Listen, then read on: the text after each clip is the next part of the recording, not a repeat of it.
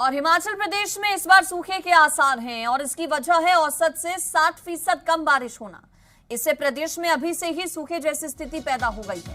अभी गर्मी शुरू हुई है और ऐसे में जल शक्ति विभाग की चिंता बढ़ गई है। स्थिति को भांपते हुए जल शक्ति विभाग ने हिमाचल प्रदेश में सूखा घोषित करने की मांग की।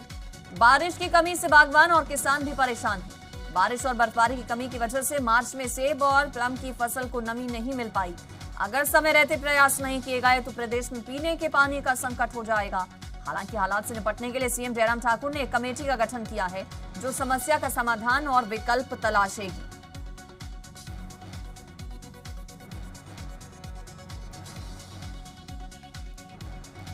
तो देखिए, सूखे का संकट मंडरा रहा है हिमाचल प्रदेश में, पेयजल संकट। यहाँ पे जो इस बार ये जो सूखा पड़ा है इसकी वजह से बहुत दिक्कतें होगी। फसल जो भी थी पूरी हमारी मटर, गेहूँ, टमाटर, जो भी मतलब फसलें हैं सारी बर्बाद होगी सूखे के कारण। बहुत ही समस्या, मतलब ऐसी समस्या खड़ी होगी है कि आगे का कैसे अपनी जो आर्थिक तंगी जो आगे होने वाली है इस वजह से उसका हम कैसे अगला गुजर बसर करेंगे। पर जो बारिश नहीं हुई है, बारिश काफ़ी कम हुई है, इससे जो मक्की की जो फसल थी वो तो वैसे ही बर्बाद हो गई। और जो अब गेहूं हमने लगाया है उसमें भी कोई दाने नहीं आए हैं क्योंकि बारिश नहीं हुई और वो खेतों में ही इस टाइम लगी है सारी और वो शायद पशुओं को ही काम आएगी।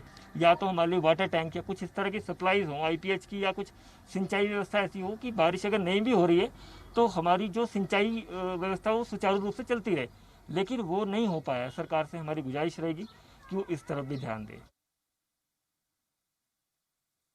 आप बताइए कौन सी जगह? यहाँ शामला घाट पंचायत से आप बताइए। आप इन राइटिंग दीजिए मेरे को। जहाँ मेरे पास अभी तक नहीं आया किसी का। देखो ना, आपसे मिले होंगे लेकिन उनको सरकार से मिलना चाहिए। ऐसे अगर मेरे ध्यान में तो अभी तक किसी ने नहीं है, क्योंकि मिनिस्टर तो मैं हूँ।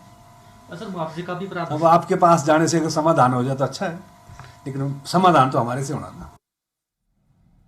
और इस पर मेरे साथ सीधे अमन भारद्वाज जुड़ गए, हमारे संवाददाता। अमन से जानकारी ले लेते हैं। पेयजल संकट बहुत ज्यादा आगे आने वाले दिनों में ऐसे तो गहरा सकता है प्रदेश में। अमन, इस सूखे से निपटने के लिए क्या प्रबंध, क्या योजना तैयार कर रही है अब जयराम सरकार?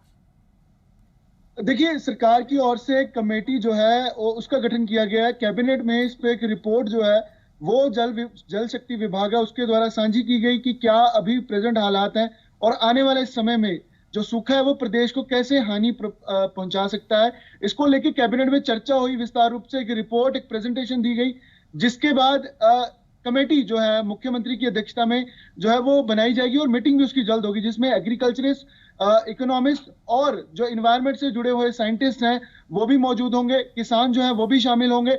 इस कमेटी जो है इस सूखे की जो परेशानी आने वाली है इसको निपटने के लिए कहीं ना कहीं कमेटी जो है वो बैठक करेगी और कमेटी का इसका गठन भी किया गया है। मार्च की अगर बात की जाए तो पिछले साल के मुकाबले औसतन 100 से 110 जो है मिलीमीटर बारिश मार्च में होती है, लेकिन इस साल जो है वो 60% जो है वो कम हुई है। 40 मिलीमीटर भी आंकड़ा बारिश का पार नहीं कर पाया, जिससे ना ही केवल बागबान किसान बल्कि जो लोग हैं, आम लोग भी हैं, उनको भी पीने की पानी की समस्या आने वाले समय में हो सकती है। इस पेयजल संकट के पीछे क्या समझे वजह? क्या यहाँ पर लापरवाही रखी है या फिर मौसम की मार की वजह से इस तरह की स्थितियां पैदा हो गई हैं? देखिए, दोनों इसमें कारण है, क्योंकि मौसम की ओर से भी अगर बात की जाए तो बारिश जहां औसतन बारिश होती है उससे 60% बारिश कम हुई है, लेकिन वहीं जो इसके चलते सरकार को प्रबंध करना चाहिए था, विभाग को प्रबंध करना चाहिए था, तो वहां पे भी जो एक ढीलापन है सरकार का नजर आया। जल शक्ति मंत्री हमने अभी सुने कि कैसे कह रहे हैं कि मेरे पास कोई शिकायत नहीं है। तो क्या विभाग तभी चलेगा जब शिकायत कोई मंत्री के पास आएगी? लेकिन स्टेट की क्या सिचुएशन है इस पर सरकार को पहले से ही कहीं ना कहीं बंदोबस्त करके रखना चाहिए था, क्योंकि वाटर क्राइसिस, स्नोफॉल जब कम हुआ तो इससे लोगों को, आम लोगों को भी पता था कि पानी की समस्या आने वाले समय में आएगी। लेकिन सरकार अपना पल्ला झाड़कर ड्रॉट स्टेट, इसको सूखा राज्य घोषित करने की मांग पर खड़ी हो चुकी है। ठीक, आपका शुक्रिया अमन इस पर जानकारी देने के लिए।